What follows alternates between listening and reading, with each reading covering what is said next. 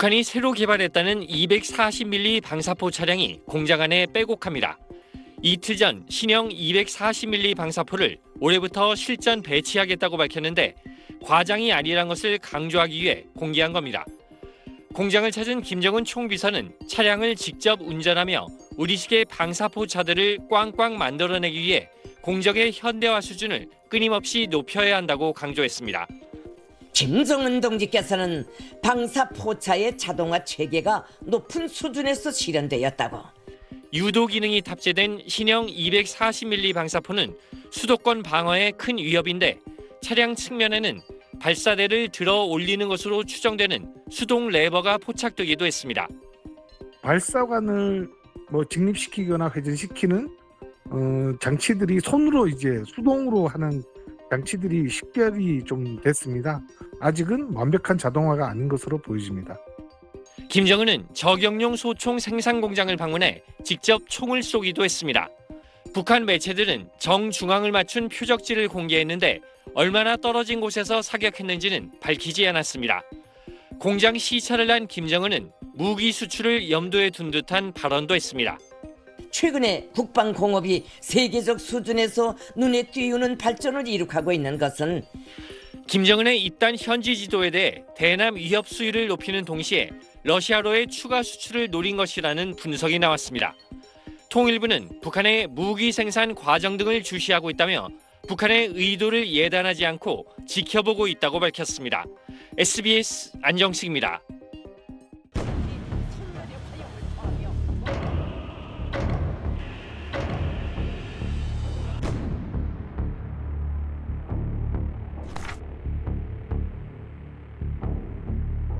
몸소 포차에 오르시어 직접 시운전을 해보시며 전투적 성능을 의뢰하셨습니다. 우리식으로 새로 개발한 각이한 적용 무기들을 보아주시면서 성능도 직접 의뢰하셨습니다.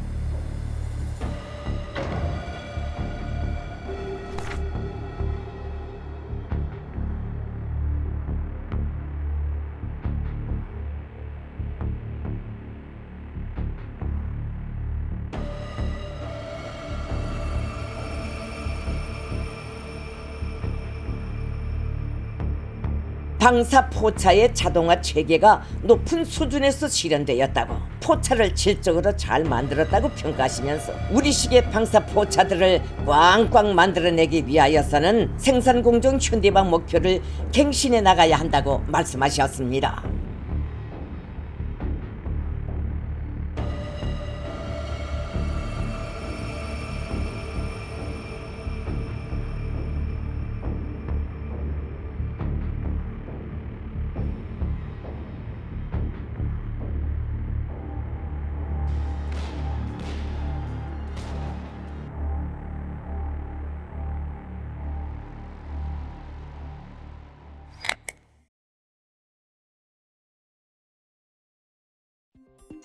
북한이 오늘 공개한 신형 240mm 방사포 시험 발사 장면에서 특이한 점이 눈에 띕니다. 지난달 검수 시험 장면과 비교해보면 포탄의 날개가 조금 더 길어지고 직경은 작아져 전체적으로 날렵해졌습니다. 포탄 8발이 목표를 정확히 명중했다며 타격 순간 사진도 공개했습니다.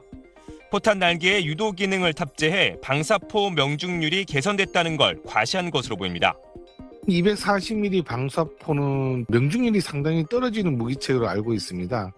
결국 조종 날개를 탑재해서 명중률을 좀 더 높이려는 성능 개량의 의도로 북한은 이 신형 방사포를 올해부터 2026년까지 구형 방사포와 교체 배치해 전력화하겠다는 계획도 내놨습니다. 또 신형 방사포엔 자동사격 종합지휘체계가 도입됐다고 과시했지만 발사 체계에 대한 내용은 공개하지 않았습니다.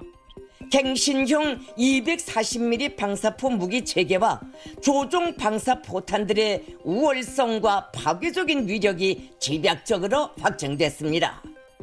김정은 총비서가 지난달 검수 발사에 이어 이번 포탄 시험 발사까지 전략 무기가 아닌 재래식 무기 발사 현장까지 잇따라 챙기는 건 이유가 있다는 분석도 나옵니다.